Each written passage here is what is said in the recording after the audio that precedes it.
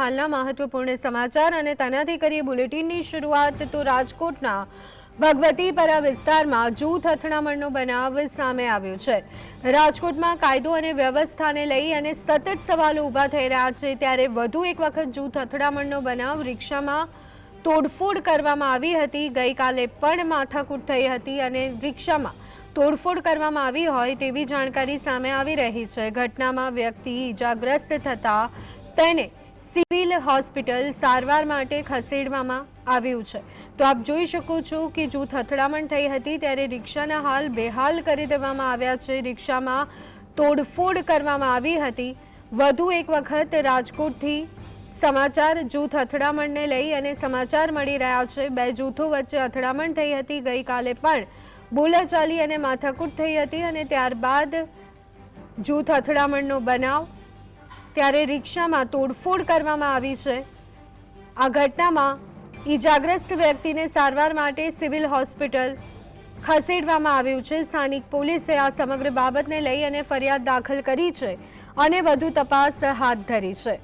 પરંતુ રાજકોટમાં દિવસે ને દિવસે અસામાજિક તત્વો બેફામ બનતા જઈ રહ્યા છે। પોલીસનો જાણે કોઈ ખોફ ના હોય તે રીતની સ્થિતિ રાજકોટમાં જોવા મળી રહી છે। ધોળા દિવસે હત્યાનો બનાવ, લૂંટની ઘટના, તો જૂથ વચ્ચે અથડામણની ઘટના ઘણી સામાન્ય બનતી જોવા મળી રહી છે રાજકોટમાં। માંગીશ કે શહેરના ભગવતીપરા વિસ્તાર છે, અતિ સંવેદનશીલ વિસ્તાર છે તે કહી શકાય। બી ડિવિઝન પોલીસ મથકની અંડરમાં આવતો આ વિસ્તાર છે કે જ્યાં ત્રિશુલ ચોક નજીક આ જૂથ અથડામણનો મામલો છે તે પ્રકાશમાં આવ્યો છે।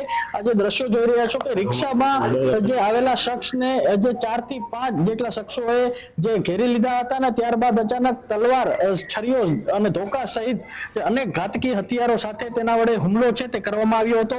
સમગ્ર મામલાની વાત કરવામાં આવે તો ગઈકાલ રાત્રે પણ નજીવી એવી બાબતે માથાકૂટ થઈ હતી ને ત્યારબાદ આજે માથાકૂટે વહેલી સવારે જે ઉગ્ર જે સ્વરૂપ છે તે પકડી લીધું।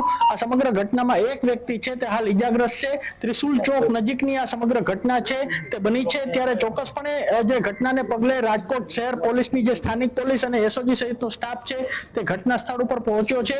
હાલ જે શખ્સો છે તે માથાકૂટ અને મારામારી કરીને ફરાર થઈ ચૂક્યા છે, ત્યારે સમગ્ર મામલે પોલીસે વધુ તપાસ હાથ ધરી છે। લકીરાજ ઝાલા, GSTV।